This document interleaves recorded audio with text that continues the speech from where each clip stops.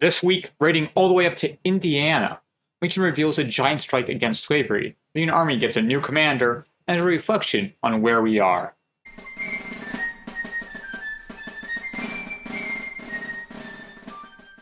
First action of this week is on the 18th. That Indiana raid is at Newburgh, Indiana. Newburgh lays on the important Ohio River, and despite being a very small town, it does have strategic value. There's a telegraph line from Newburgh to Evansville, a hospital, arms and ammunition.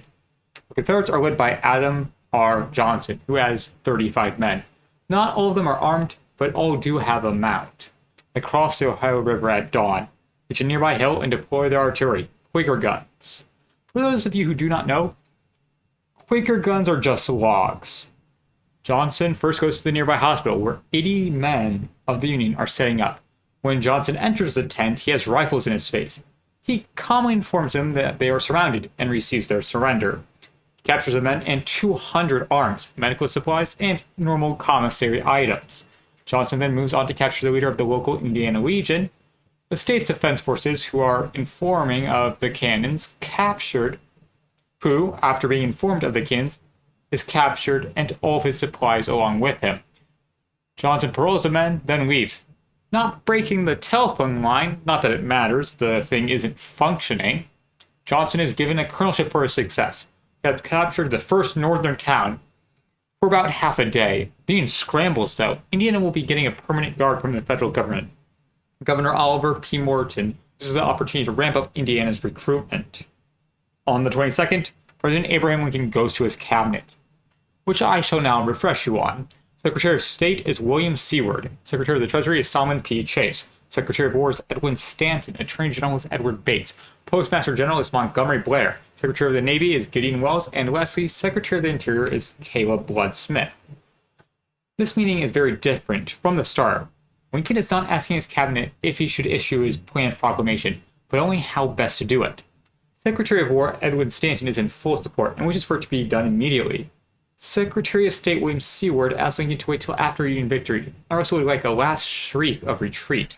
Secretary of the Treasury Solomon P. Chase voiced very little criticism. I regard this as so much better than inaction on the subject that I should give it my entire support. Every other cabinet member, other than Stanton and Chase, have a problem with it. Attorney General Bates is just flat out against it. Postmaster General Blair agrees with the ideals of the proclamation, but is worried about its effects, and wishes for Lincoln to postpone until after the 1862 elections. Secretary of the Navy Gideon Welles is also worried about how the proclamation would affect elections and how it would look, but he doesn't voice much dissent. Secretary of the Interior Caleb Smith threatens to resign if it's issued. Lincoln agrees with Seward.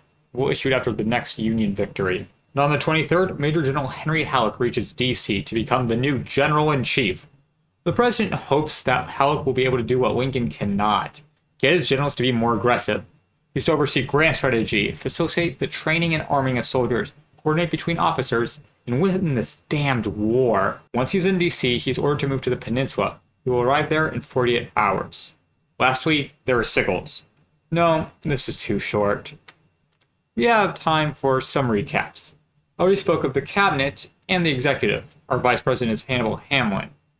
The Senate, the Republicans have 29 seats, the Democrats 12, and the Unionists 7. And 20 seats are vacant, giving Republicans 60% of the total votes, Democrats 25%, Unionists 15%. House of Representatives, the Republicans have 105 seats, Democrats 45, Constitutional Unionists 1, Unionists 31, 56 seats are vacant. Republicans have 57%, Democrats 25%, Constitutional Unionists have 0.5%, and Unionists 17%. Over the Confederacy, the Confederate Congress doesn't allow political parties, so over to the cabinet. President Jefferson Davis, Vice President Alexander H. Stephens, Secretary of State Judah P. Benjamin, Secretary of the Treasury is Christopher Memminger, Secretary of War George Randolph, Secretary of the Navy is Stephen Mallory, Postmaster General is John Regan, and Attorney General is Thomas H. Watts. This Confederate cabinet is much different from Lincoln's because it's always changing. So far in Lincoln's administration, there has been one change.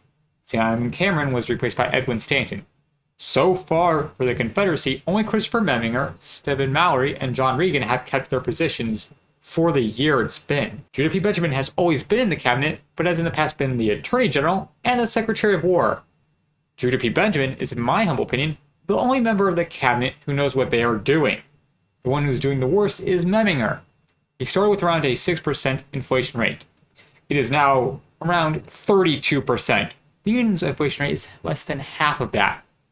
Memminger has created no tax structure, like his rival Simon P. Chase.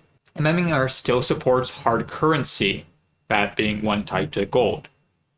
Though Memminger has another problem, counterfeits. Samuel C. Upham has been producing counterfeits of the Confederate currency that make up at least 1% of all that is in circulation. That seems like enough of a recap. Lastly, there are Sickles. Sickles looks around at his men and notices there's less of them than he would wish. He knows what to do. He will leave for New York and recruit enough where the Excelsior Brigade will be as big as an Army Corps. And that's where the week ends. And it ends with the Union making movements behind the scenes while the Confederates do flashy raids. McClellan is not out. He might never be, but he has been sidelined. He's just an army commander, which is still a whole lot of power, but not enough for fighting Mac. He isn't even the big guy in the area, as Major General John Pope has the Army of Virginia, with 50,000 men, the exact number McClellan wants in reinforcements. Halleck is now the face of military, not to the public, but to the decision makers. McClellan will have to go through him if he wants to talk to a policymaker. And what policy is being brewed by Lincoln? We'll have to wait till next week to find out. Hello, it's the entire Civil War Week by Week team here, and I'm pleased to announce I have created a Patreon. I'd like to thank Kevin Mack, who has already joined it. It means the world to me. I'm not saying that you should join. This entire production will go on without. It's just if you have the money, and only if you have the money, and you would like to give it to me, I would gladly accept it and forever be in your debt. Now for the normal things. If you liked the video, please like it. If you want to tell me how much you liked it, please comment. If you want to check out what has happened last week, you should be seeing that around now. If you really want to understand the war, you should be seeing a playlist about it right now. Thank you all, and I shall see you next week.